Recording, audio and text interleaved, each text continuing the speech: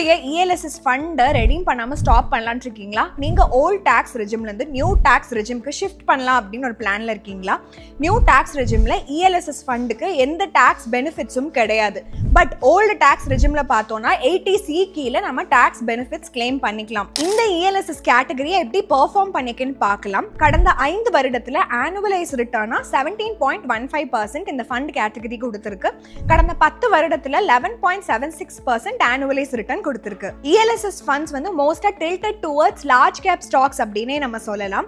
ELSS fund வந்து எந்த sector, எந்த இண்டஸ்ட்ரி, எந்த மார்க்கெட் கேபிடலைசேஷன்லயும் முதலீடு செஞ்சுக்கலாம். சோ மோஸ்டா இது ஃப்ளெக்ஸி கேப் ஃபண்டுக்கு சிமிலரா தான் இருக்கும் அப்படின்னு சொல்லலாம். பெஞ்ச்மார்க்ஸும் பாத்தீங்கன்னா Nifty 500 அப்புறம் BSE 500 TRA தான் இருக்கு.